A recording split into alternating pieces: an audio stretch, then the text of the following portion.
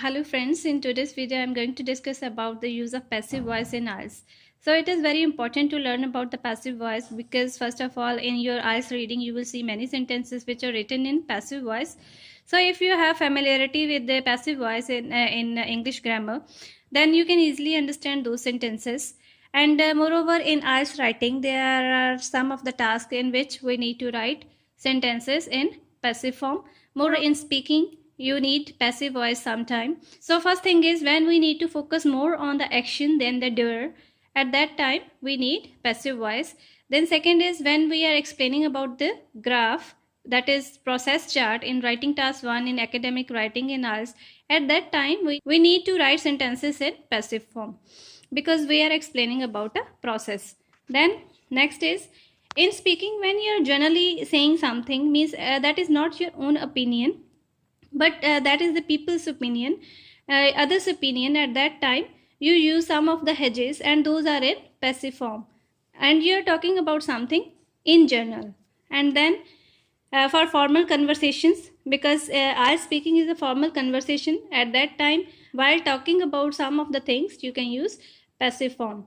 And as I told you earlier that in IELTS reading section, in IELTS reading module you will see many sentences which are written in passive form.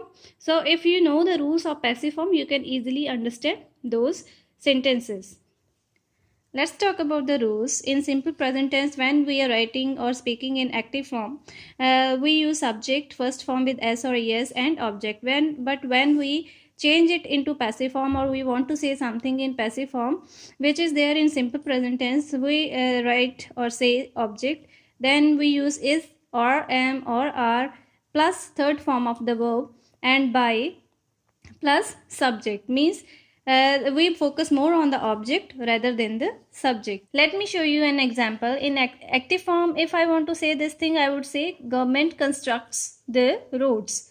But here I want to focus more on roads, so I will use passive form. I would say roads are constructed by the government, means are is used because roads are in plural, and instead of first form I have used third form. So this is the rule.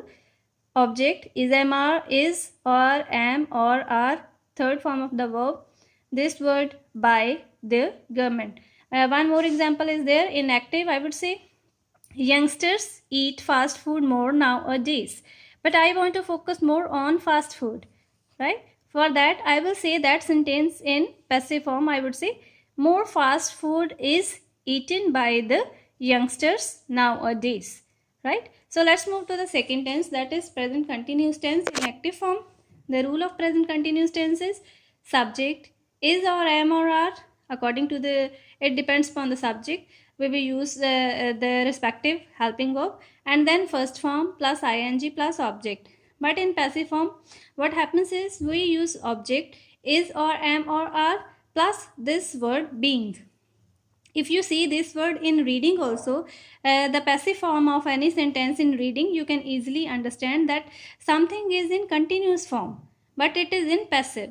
So third form would be there again and subject. For example, I have this sentence, government is tackling the problem of obesity. So here I want to focus more on the problem, right? In passive form I would say, because it is in ing form, in continuous form, for that I will make passive like that, problem of obesity is being tackled by the government. What I have added is I have written the object at first place, then helping verb, then I have used this word being and third form of the verb and by, and lastly the subject. One more example is there in active form.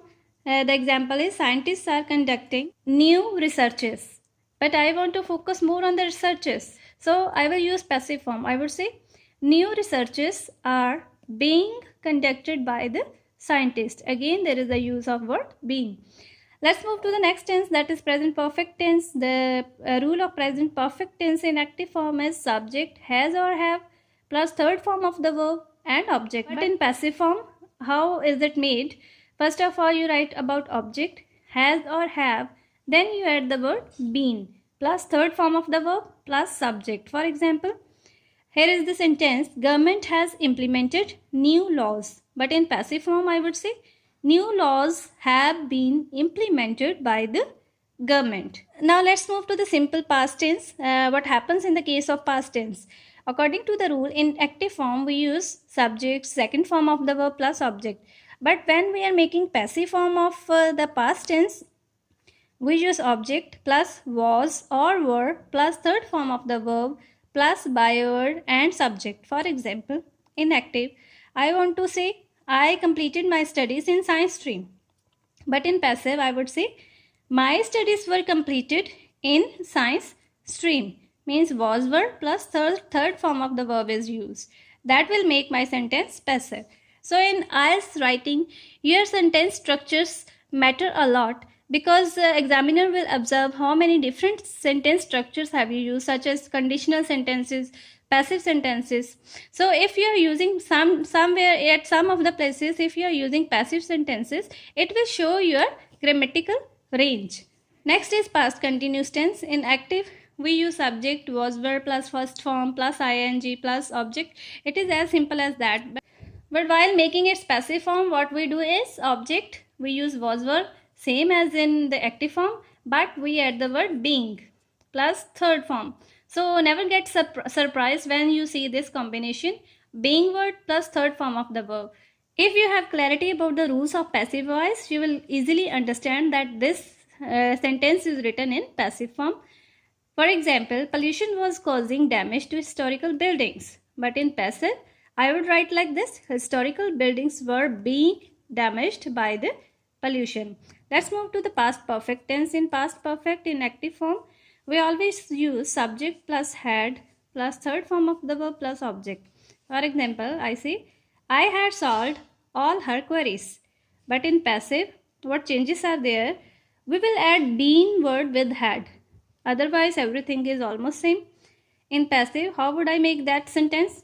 Her all queries had been solved by me. It suggests you that in your IELTS writing and speaking, express your ideas using various sentence structure and always include passive form in your answers.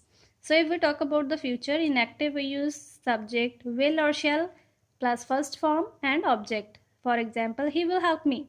This sentence is as simple as that. But in passive, what happens is we add the word be with will or shall and we use third form. So this sentence is changed like this: I will be helped by him. And in the case of would also, you will add be, would be. That would be done by them, right? For example, now see this sentence structure. I have made it in passive form. In coming future, more people would be affected by this disease. Means will be, would be, you can see there, and third form of the verb is there and byword is there.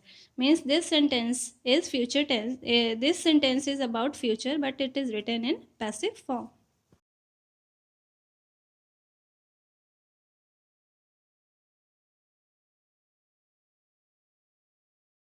How will we explain the process? You will see these terms first of all, as potatoes are taken, I will make sentence like this. First of all, potatoes are cleaned. Now you can see are is there, is them are plus third form of the verb. Then those are peeled. Again, helping verb plus third form of the verb. Means these are the passive structures. Then slices are boiled. Now this action is being done by someone, right? So slices are boiled. You can mention the subject. If it is not there, you can skip that. You can simply make your sentence like that: slices are boiled and are being stored. Now you see, I have used this word being. I have explained you in the present and past continuous form how we make the passive form. There we use this word being plus third form. When you see this combination, you can easily understand, and you can also be perfect to use this combination. Then again, being delivered to the factory, and that potatoes are being delivered to the factory. And then which thing is there? Potatoes. Then if we talk about the fish, fresh fish is cooked. Now you see this combination: helping verb is there, and third form of the verb is there. Is plus third form is cooked. That is the passive structure. Again, it is being steamed. Is mr, is helping verb is there, being word is there, third form is there. It clearly shows that it is a passive structure. Then you will also mention the other steps of the process. Skin and bones are removed, pies are assembled, then pies are wrapped, and those are being dispatched.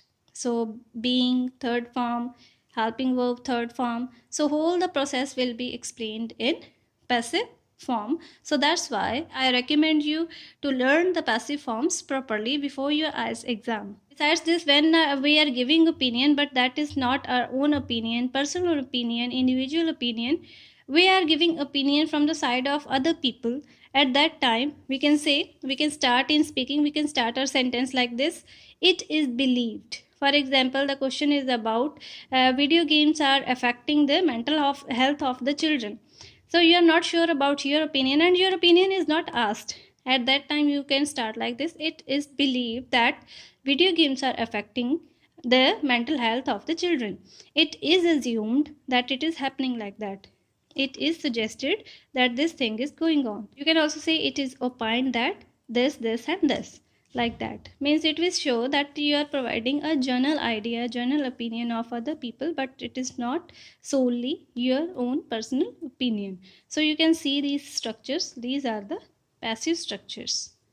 So my friends, I hope this video will help you to understand the passive voice of different sentence structures, and you must practice properly before your final exam so that you show the use of different sentence structures in your final IELTS exam, and you don't lose your marks for IELTS writing as well as for speaking. Thank you for watching.